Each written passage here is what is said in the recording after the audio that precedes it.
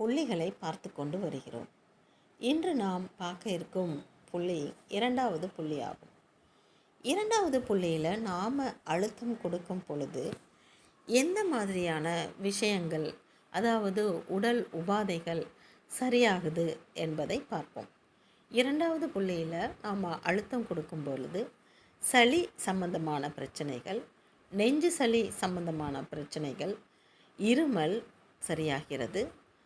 உடல் முழுவதற்கும் பிராண ஆற்றல் கிடைப்பதற்கு தடையாக இருக்கும் தடைகள் நீக்கப்படுகிறது. மூச்சு திணறல், அதாவது வீசிங், ஆஸ்துமா வீசிங் போன்ற விஷயங்கள் அங்கே குணம் செய்வதற்கு மிகவும் சிறந்த புள்ளியாக உள்ளது. ஆஸ்துமா, வீசிங் போன்ற உடல் உபாதைகள் சரி செய்வதற்கு இது சிறப்பான புள்ளியாக உள்ளது.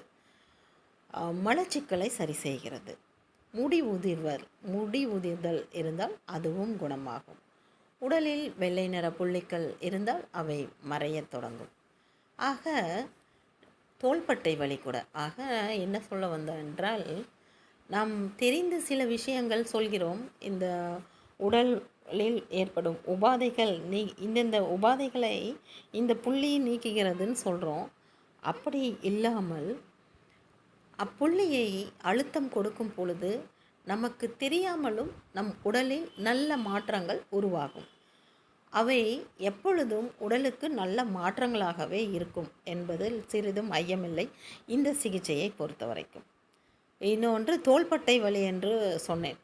அப்புள்ளியை முழுவதுமாக தூண்டுதல் கொடுக்கும் பொழுது அப்புள்ளியில் தடை இருந்திருந்தால் அங்கு தோள்பட்டை வலி உண்டாகிருக்கும். அங்கு புள்ளியை தூண்டும் பொழுது அத்தடை நீக்கப்படும் பொழுது அந்த பகுதியில் உள்ள தோள்பட்டையின் வலி கூட சரியாக போகும். ஆக உடல் முழுவதற்கும் பிராண சக்தி கிடைப்பதற்கு தடையாக இருக்கும் தடையை அங்கு நீக்கப்படுகிறது என்றால், உடல் முழுவதற்கும் பிராண சக்தி நல்லபடியாக கிடைத்தால் உடல் உறுப்புகள் நல்லபடியாக இயங்கும் என்பதில் நாம் சிறிதும் ஐயம் கொள்ள தேவையில்லை. நம் உடலுக்கும் மனதிற்கும் முழுமையான சக்தியே அந்த பிராண ஆற்றல் தான். அந்த பிராண ஆற்றல் உடலுக்கு கிடைப்பதற்கு இந்த இரண்டாவது புள்ளி மிகவும் முக்கியமானதாக உள்ளது. ஆக இன்று நாம் பார்த்தது பாத சிகிச்சையில் இரண்டாவது புள்ளியை நாம் பார்த்தோம். அந்த இரண்டாவது புள்ளியில் அழுத்தம் கொடுக்கும் பொழுது என்னென்ன பிரச்சனைகள் சரியாகிறது என்பதை பார்த்தோம்.